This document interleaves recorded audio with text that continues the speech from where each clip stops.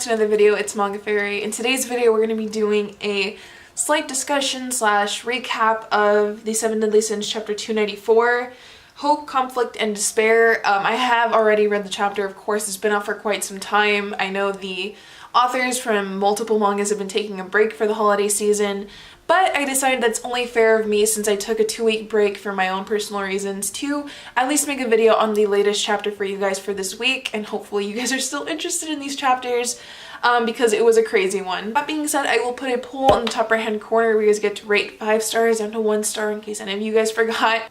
With that out of the way, let's just get into the video. So we got Elizabeth here looking fierce, and then is it not gonna work? Okay.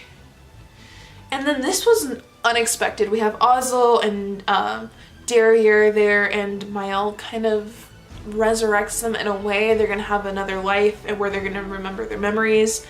And something that we discussed in the Boar Hat, which will be linked down in the description, is that does he not have the authority to do this? Because he mentions any repercussions that happen because of this I will take personally, and then Gowther offers like I will bear those consequences along with you.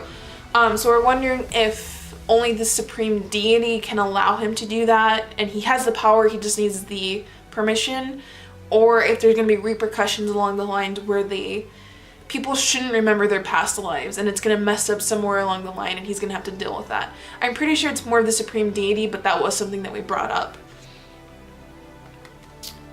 And then we have Elizabeth coming back, and he seems pretty,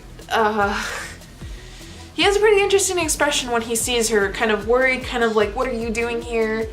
But I like that she's getting, like, he seems like, I'm sorry, I'm saying like a lot, I know, I'm just a little bit rusty. He seems as if he's not quite ready to fight, and Elizabeth's like, you know what, you need to suck it up, we need to go, we need to fight, like this is all of our fight, we need to end this holy war.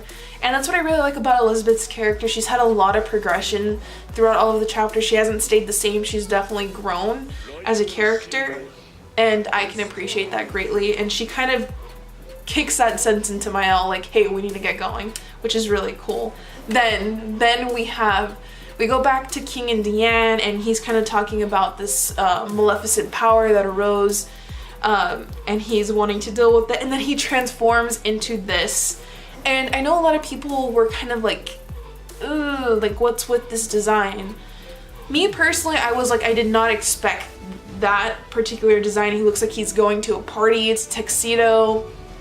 This, I know we talked about it in the Boar Hat again, I don't know what it's called right now, but it just seems kind of out of place. But at the same time, I can kind of understand why the author would want to put him in such a mature and like adult outfit, if that makes sense. The whole time that King has been in this series, he's been portrayed as a kid, as young, as kind of childish. Of course he's strong, but his personality was kind of childish and he looked like a kid. So to have him transform into the true fairy king, you know, you have to do some changes to the clothing and his hair and his looks. And though I may not understand this particular design, I can understand why it looks so mature, and I guess it's kind of different than what we've seen, and I think that's why it's standing out so much. But I mean, I guess you couldn't expect less from the Fairy King. I mean, he can be as flashy as he wants, he is the king.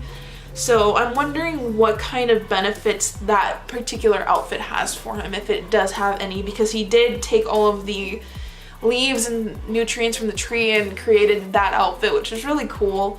But I'm just wondering if we're going to see anything from that, or if it's just a really cool outfit. Let me know what you guys think in the comment section below about King's transformation into this outfit. I'm sure some of you will not like it. And then we move on, and Diane, of course, is like super blushing. And then we have her saying like, I knew Mael wouldn't come, and we have that super cool shot of him like saying like, yeah, well, I'm here. So I thought that was pretty cool. And then we have Escanor fighting the original demon, which is just so sad, because when we think Escanor, we think, oh man, powerful, powerhouse, like, and virtually indestructible, and he's getting his ass handed to him by this original demon. It's not that I didn't expect that, it's just like, it's weird to see because we've never seen that before.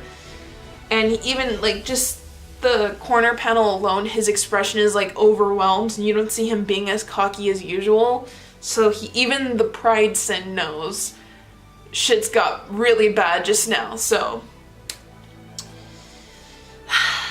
And then we just have them continuing to fight. Cruel Sun literally does nothing at all. And we were talking about how the shield came into play, and later on in the chapter it also comes into play, and I'll discuss it more, but we'll talk about that. And then we have Merlin's Exterminate Ray, which absolutely does nothing, and he like shouts back at her and she's just out for the count. Escanor attacks because nobody touches Merlin, and he hits him with his back hooves. Like, it's just so, like, it's just an enormous amount of power for somebody to hold. It's almost ridiculous. And then what's this? A tremendous energy approaches from afar. And then we have the Spirit Spear Chastiefol. This was by far my most favorite part of this whole chapter, just seeing how big the spear is on its own and how much of an impact that it had. It had him, the original demon, spitting out blood. Even Merlin is like, if Merlin is shocked, then you did something right, you know what I mean? Because she usually knows a lot, because she spent years and years and years just trying to learn everything in the world. So for her to be shocked is a pretty impressive feat. And then we have King flying in with Diane and Gowther, Mael, Elizabeth, everybody. Hawk as well. And I just think that looks so cool. So that was basically it for the chapter. So what I want to talk about with the shield is that he used it in both attacks against Cruel Sun and the Spirit Spear Chastiefol. So I'm wondering if he's as indestructible without the shield. Like, would those attacks have done anything without the shield? I'm sure that the Spirit Spear Chastiefol would have definitely done something, but how much would it have done? Because, you know, someone brought up that maybe King isn't as strong as we thought or something like that, but maybe the shield just has a lot to do with it. And maybe eventually it'll break or he'll lose it or something along those lines, and we'll just get to see how powerful King's become. Because if Cruel Sun did like nothing to him, but the Spirit Spear Chastiefol definitely got him with the shield, then Escanor here, King, you know, here. That's crazy. Let me know what you guys think about Escanor. I'm seeing as people come back, like Bond came back from Purgatory and King got his wings. Maybe Escanor isn't the strongest sin anymore. I don't know. Please let me know in the comment section what you think. Again, the boar hat will be linked in the description down below, and don't forget to participate in the poll. And once again, I'm just super sorry for being gone for like 2 weeks. Just bear with me, guys. I know this video might be a little bit choppy, a little bit rambly, but I'll try to get better for you guys. So with that being said, I will see you guys in the next video. Bye!